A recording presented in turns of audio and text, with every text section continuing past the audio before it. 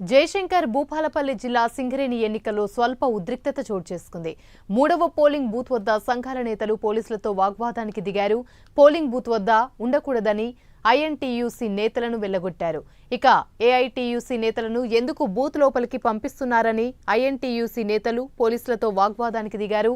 AITUC నేతలు ఎర్ర చొక్కాలు ధరించి పోలింగ్ బూతుల్లోకి వెళ్లారని, బయటకు వెళ్లాలని సూచించిన పోలీసులతో రెండు సంఘాల నేతలు వాగ్వాదానికి దిగారు.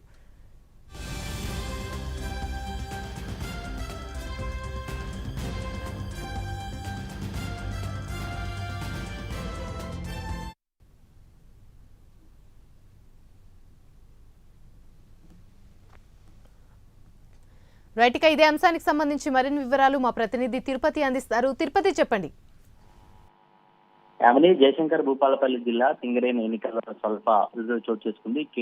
కేటీకే ఫైరింగ్ లేన్ లో మూడో పోలింగ్ బూత్ వద్ద పోలీసులతో ఇరు సంఘాల నేతలు వాగ్వాదం చేసిన పరిస్థితి. పోలింగ్ బూత్ వద్ద ఉండొద్దంటూ ఐఎన్టీయూసీ నేతలను పోలీసులు వెళ్లగొట్టారు. ఏఐటీసీ నేతలను ఎందుకు బూత్ లోపలికి పంపిస్తున్నారంటూ పోలీసులతో ఐఎన్టీయూసీ నేతలు వాగ్వాదానికి పాల్పడినటువంటి పరిస్థితి. ఎర్ర చొక్కాలు ధరించి పోలీస్ స్టేషన్ లోకి ఏఐటీసీ నేతలు వెళ్లారు. ఎర్ర చొక్కాలు ధరించి వెళ్లవద్దంటూ కూడా ఐఎన్టీయూసీ నేతలు అడ్డుకున్నటువంటి పరిస్థితి. బయటికి వెళ్లాలని పోలీసులు రెండు సంఘాల నేతలను సూచించినటువంటి పరిస్థితి. కొద్దిసేపటి క్రితం కొంత స్వల్ప అభివృద్ధి చోటు చేసుకొని చెప్పొచ్చు. భూపాలపల్లి సింగరేణి ఎన్నికల్లో ఇప్పటి వరకు పోలింగ్ శాతం కనుక చూస్తే 53.25 పోలింగ్ శాతం నమోదైనట్టు అధికారులు వెల్లడించారు. భూపాలపల్లి ఏరియాలో మొత్తం 5,410 మంది ఓటర్లు ఉన్నారు. 11 గంటల వరకు ఓటు హక్కును 2,881 మంది వినియోగించినటువంటి పరిస్థితి. ఉదయం 7 గంటల నుంచి కొంచెం ప్రశాంతంగా ప్రారంభమైనప్పటికీ 10-10:30 సమయంలో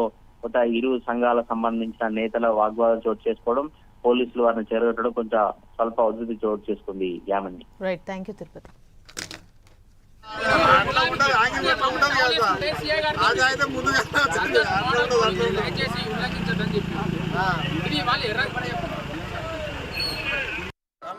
ఎవరు